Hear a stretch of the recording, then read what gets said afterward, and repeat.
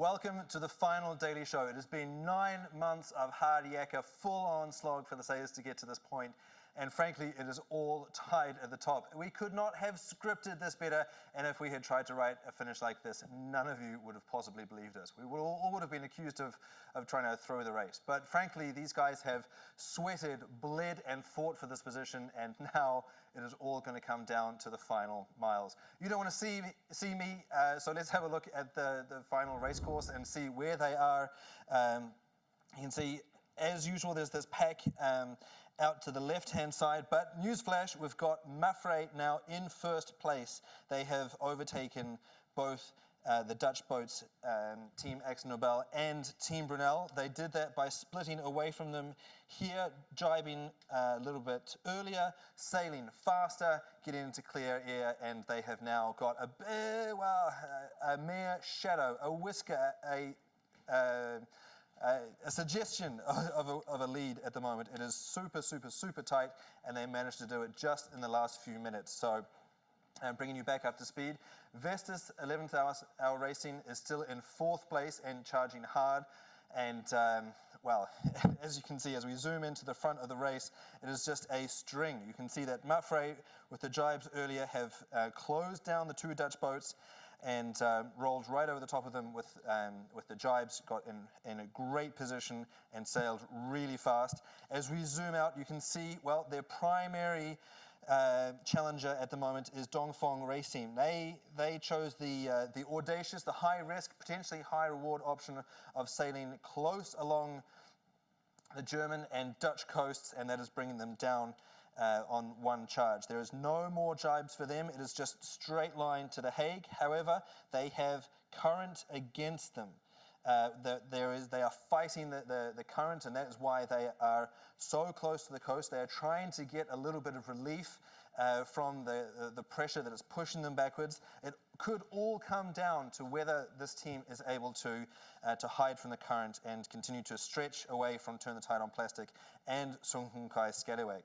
So, I know that you've heard me say this before, and frankly, I am flabbergasted. It is all to play for.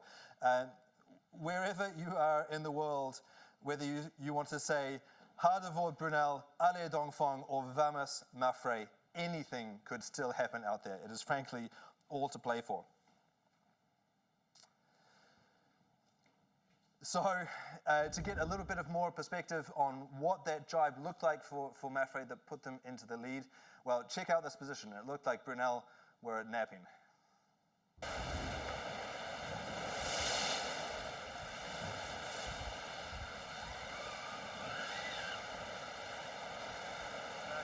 Ja, Mafre die is net gegrijpt achter ons. We hebben AkzoNobel hier vlak voor ons. We zijn geloof ik ongeveer 40 mijl verwijderd van de finish.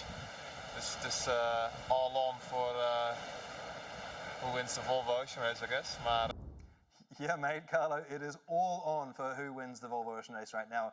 And that fact is putting a lot of pressure on the top three teams. Team Brunel, Dongfeng Race Team, and of course Team Mafre. They're all fighting to the finish, but we have got our onboard reporters, that squad that have been taking photos and video and interviews all the way around the world.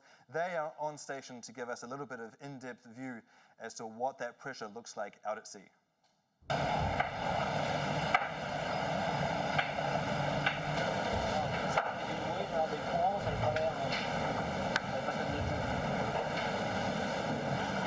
is a bit crazy. We are sailing than 9 months, racing than 9 months, and it's only the 40 last miles of the last leg is going to decide who is going to win the Volvo Ocean Race. It's crazy. Maintenant qu'on parle de coup de chape énorme, on est dans la grosse molle, et la grosse molle. Vraiment anticyclone, là, un peu flap, flap, flap, flap, flap. Chier parce qu'elle est pas loin là. Ouais, elle est pas loin. No wind for the other one. A light spot in the high pressure, and we can come back. Alors, wait and see, crossfinger.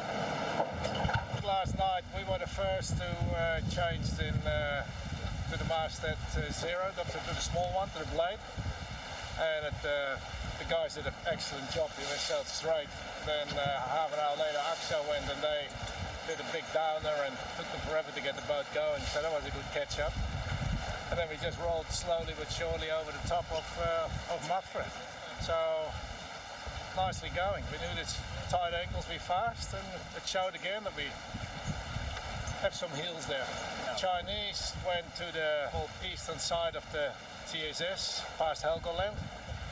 And of course they're hoping that this wind direction stays, because then we have to drive downwind towards the finish, and they can actually reach along the Dutch coast. So it's just a matter of when the breeze swings around. So we just cross fingers that's happening. But nothing we can do about it. They took that route, we took this route. That's what it is. We believe this is the best one. Still a good downwind of 30 miles getting into the 8, but of course it's not a easy situation. But we will keep fighting and see what happens.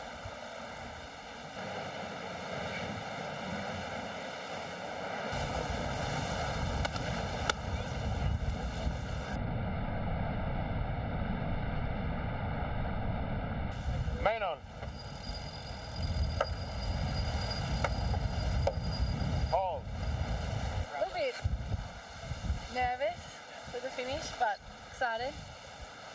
We're in the hunt. I've got no idea what Dongfeng's doing, but we're holding off Mafre right now. Still all the nails there, right? Okay, Sarah, Sarah. Do you know what that means? What does it mean? Why'd you say that? What will be, will be. One of the best ever renditions of Que Sera Sera that the world has ever seen. Thank you for your contribution, Andrew Cape. That was beautiful. However, there's still work to be done out there. Gonzalo Infante, the chief meteorologist in the Volvo Ocean Race, has just been crunching the numbers while we've been on air, and he reckons that instead of the 7 miles that is currently showing up in terms of the lead that Mafre has over Dongfeng with their different options coming together, it is in fact 2 miles. So anything to play for, anything could happen right now. So the ETA is about 2.25 hours, well, 2 hours from now, thereabouts, so 1500 UTC, 1515. I'm being corrected by Peter. He's always a bit of a stickler for the details. But just to sort of big up, as if I need to, all of the excitement with the finish and the arrivals. They are going to be live arrivals. We have got a flotilla of photo boats. We have got the helicopter with its awesome camera.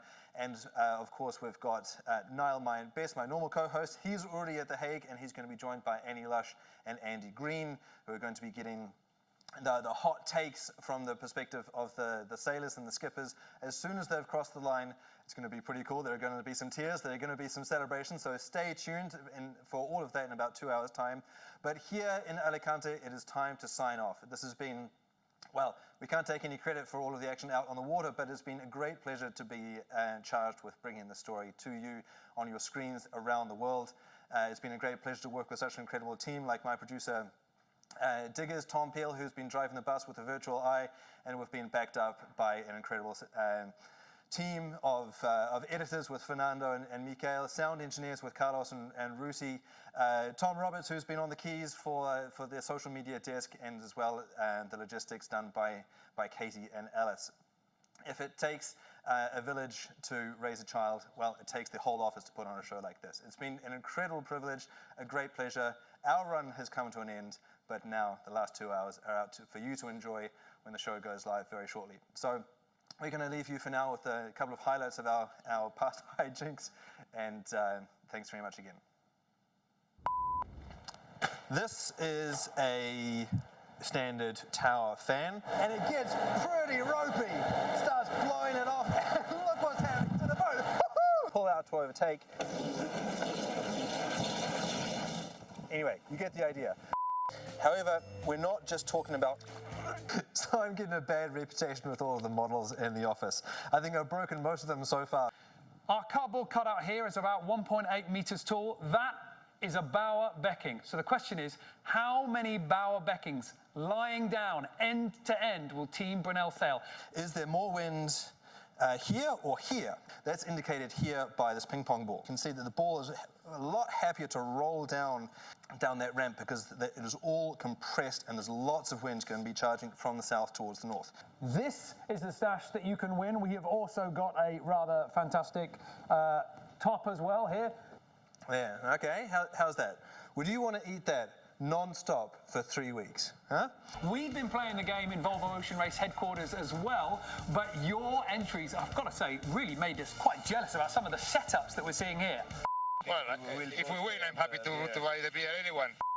This bicycle wheel represents the northern hemisphere and that Azores high spinning in a clockwise direction. All right, so normally on the boat they use thick leather gloves because the risk is a lot higher that you can stick your hand up into the blades. But here it's a controlled environment and it comes out nice and safe. It's doing a great job. And I can just catch it like that.